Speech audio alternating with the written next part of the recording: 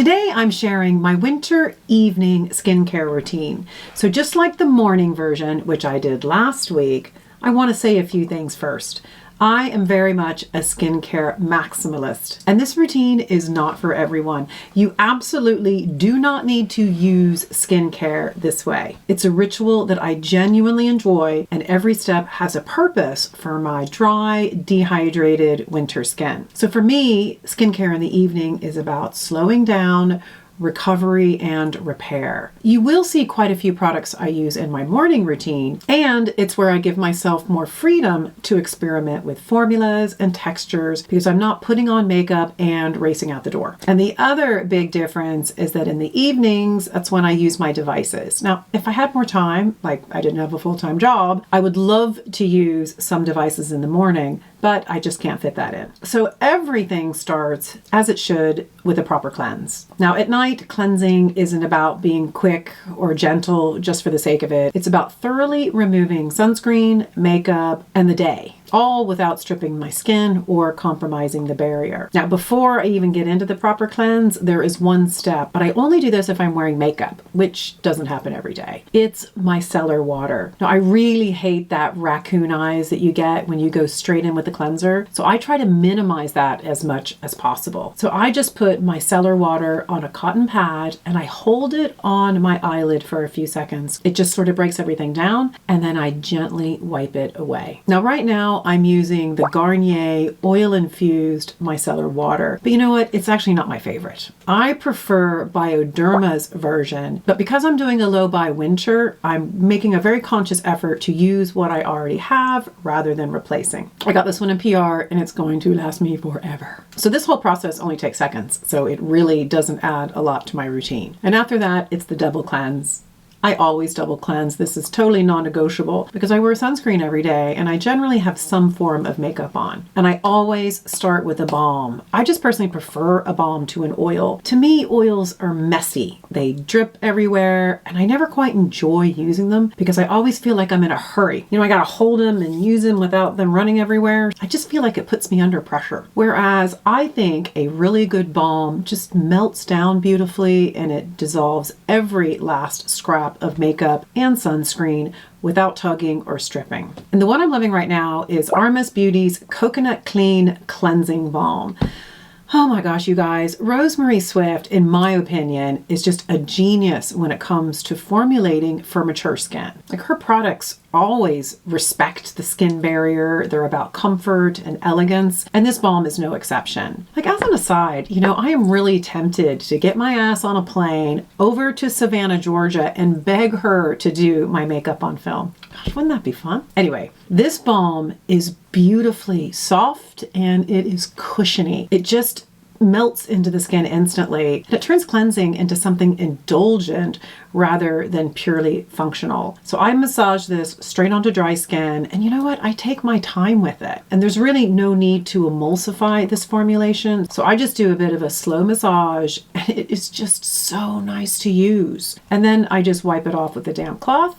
My skin is clean, it is comfortable, and that's exactly what I want as I move into the rest of the routine. So my second cleanse is a product by Dr. Sam, and I have to say, it really surprised me. So my pal Cecilia from My Fading Skin brought this over when she visited me here in Dublin a couple of months ago. She's a huge fan of the brand and has really been encouraging me to spend more time with it. This is called the Flawless Cleanser. Now, it's a gel, which, if you know me, isn't my favorite consistency. Like, generally I associate gels with foaming and tightness and that sort of over-cleansed feeling. So I did go into this a bit skeptical, but Cecilia was right. I have made a serious exception for this product. Now, it doesn't foam, which is good. And despite it being a gel, it is very gentle and it is very soothing on the skin. Now, this one I do emulsify and it turns into this, I don't know, sort of a jelly, sort of a soft cream. There's no squeaky finish. There's no tightness. It does exactly what I want a second cleanse to do in the evening. It removes any residue left from the balm and leaves my skin feeling calm and balanced. Like, it is a really lovely formula, especially if you're like me, dealing with dry and dehydrated skin. And from my understanding, this is also great for sensitive skin too. So once cleansing is done, this is where my evening routine really starts to differ from the morning. This is when I do my devices. In general, this is a changing category for me because I'm often trying new things, and I try to isolate devices as I test them. If I'm using more than one thing at one time, it's really difficult for me to understand whether something is working. So first up, interestingly enough, is a bit of scalp tech. This is called the Growbrand Pro headband. So this is a tech-based scalp device which uses controlled rhythmic pressure to massage the scalp. So the idea is that by reducing scalp tension and improving circulation, that it may help create a healthier environment for hair follicles over time. So as I've moved further into menopause,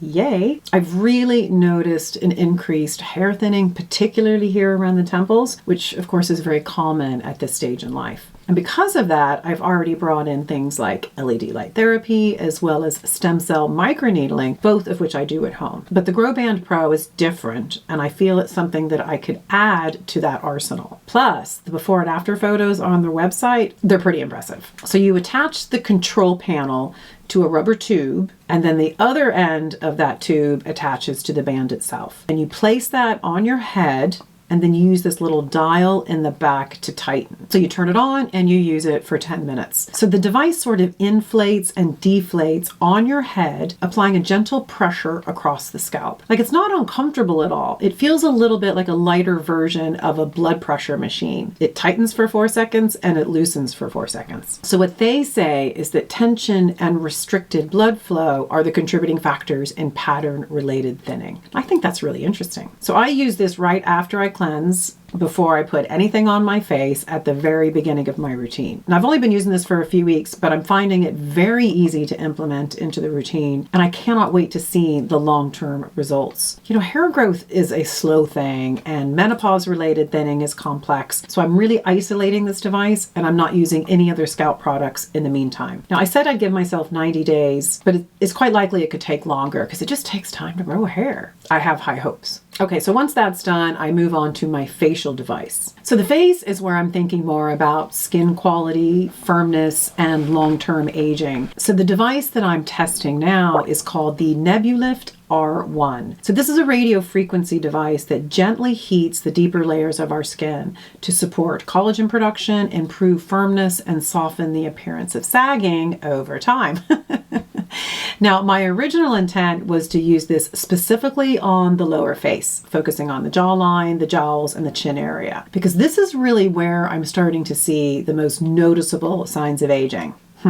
But this has been so easy and, quite frankly, so nice to use. I've started using it on the cheeks too. Now, each area is only a 2-minute session, so it only takes me 8 minutes a day. And I do this every single day. And I love it because the head on this device, this is not the first device I've tried, by the way, for radio frequency, but the head on this device is so much bigger that you can actually cover a lot of surface area. So I won't be using any other device for 90 days so I can properly assess whether it's doing anything meaningful. So watch this space. I could absolutely layer in other devices like LED light therapy or microcurrent, both of which I use extensively, but for the sake of this trial, I'm deliberately leaving them out until it's finished. So that's it for my devices at the moment, and we're moving on to skincare. So at this point, most of what I'm doing is about calming and supporting and helping the skin recover overnight. So I do give myself a little bit of time to settle down after using my devices, and then I go straight in with my hydrating antioxidant mist from Maysama. So I use this both morning and night because it adds light hydration, it supports the barrier, and it helps prep my skin for everything else that follows. This contains their green rooibos antioxidants. It also has glycerin and soothing extracts. I just love this. I go through bottles of this every year. So just like in the morning, I'm using the peptide by The Ordinary. It is the argireline, and that's because it's designed to soften dynamic expression lines by limiting muscle contraction. I mentioned in the morning video that it has this very watery texture, which I really find hard to work with. I'm only spot applying this to areas of movement like the forehead, the 11s, the crow's feet, and around my mouth. I'm not sure I will continue once this bottle's up, but we'll see how it goes. Okay, next is my eye serum. I've said it before and I'll say it again, no one needs an eye serum. But this has been a staple for years because it genuinely improves skin texture. Like, I really despise that crepey, sunken dryness under my eyes. Like, I don't really care much about wrinkles. It's that crepey skin that ages me, and I absolutely hate it. This little product really helps with that. It looks like water, but it contains 28 active ingredients designed to target fine lines, crepiness, and overall skin quality around the eyes. I use the teeniest amount, barely a drop, and I apply it all around the orbital bone. So I use this both morning and night. And this little bottle will last me for 9 months. No joke. Next is Freeze Frame from Educated Mess. This is a peptide serum I use both morning and night. So it contains multiple peptide complexes designed to soften expression lines, support elasticity, and improve the overall firmness of my skin. Thank goodness. I mean, I'm like a broken record about this product, but there is good reason. So next is a newer addition to my routine, and honestly, I am obsessed with this product. This is the Bloomeffects Black Tulip Regenerative Brightening Serum. And so even though this sits in the same peptide category, it's doing something different. So whereas Freeze Frame targets fine lines and wrinkles, this serum is designed to support regeneration, brightness, and overall skin quality using peptides and growth factor botanicals. And the texture, like, it's soft, it's nourishing, it is so comforting on the skin. So I think I'm on my 3rd bottle, which tells you everything you need to know. I'm actually considering moving this into my morning routine as well. Like, it's that good. This is one of those products that makes my skin feel better almost immediately. And I just love how it layers with everything else I'm using. Okay, the Mac Daddy of my evening routine is my Retinoid. And it's the one step I build everything else around. Like, if I didn't do anything else at night, this is the one product I would keep. So every night I'm using the retinaldehyde from Sachi. It's the orsolic acid and retinol overnight reform. So retinal or retinaldehyde sits one step closer to retinoic acid than retinol, which means it works more effectively without all the tret irritation. It's not just the encapsulated retinol doing the heavy lifting here. It also has orsolic acid, which supports the barrier and brightens the skin. And I love the pump dispenser here because one pump is the perfect amount for face, neck, and chest. In fact, when we were filming last night, I got to like the last half or quarter pump and I nearly cried. But then I realized I had a backup. Thank goodness. So this hydrates and leaves my skin feeling plump and happy, and I know it's making a long-term difference to my skin. And by the way, found out literally 30 minutes ago that they're having a sale right now as of this Sunday, and it's 20% off if you buy 2 of their products together. And obviously, I would say this is one of them, but my 2 other favorites are actually just sitting right here.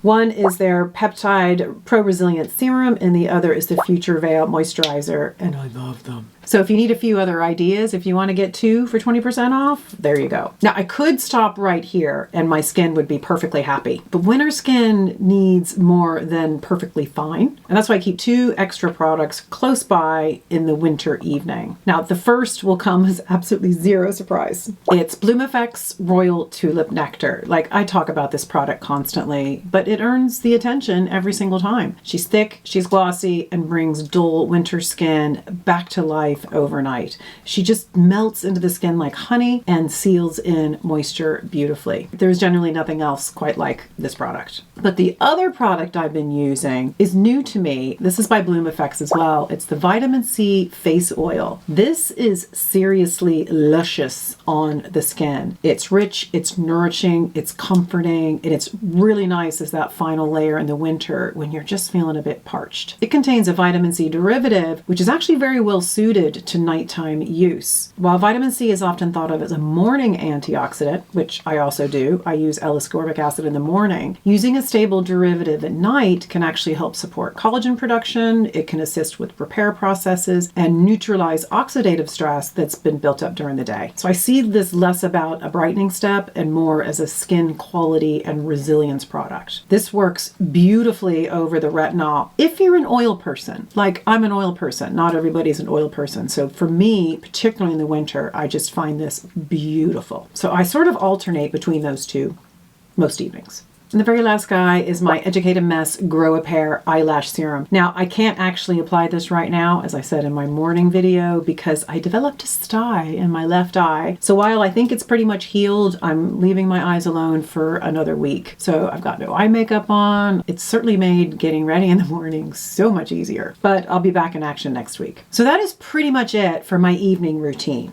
Now, I usually go to bed a few hours later, and there are 2 products that I keep on my bedside table that I might use right before sleep. First up is the Prequel Skin Utility Ointment. Now, I generally apply this just under my eyes as a final occlusive. It helps seal everything in and stops that area from drying out overnight, which you know bugs me. But if my skin is feeling particularly dry or compromised, I will use this all over my face, which is essentially slugging. I do like a good slug. Now, I don't do this every night, but if my skin needs it, it makes a huge difference. And the final step of the evening is my lip oil. I keep the True Botanicals Pure Radiance Overnight Lip Oil on my bedside table, and I apply it right before I go to sleep. It's nourishing, it's comfortable, it actually lasts throughout the night, so I wake up with soft, hydrated lips rather than dry ones. Look, it's a small step, but it's the perfect way to finish off my evening routine. So guys, that's it. My current winter evening skincare routine.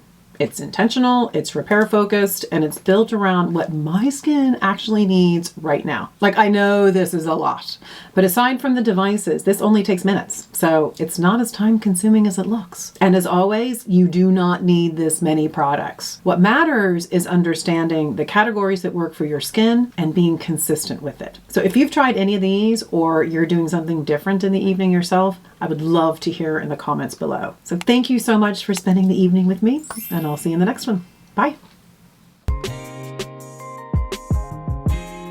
And if you like this video, YouTube thinks you're going to like this next one.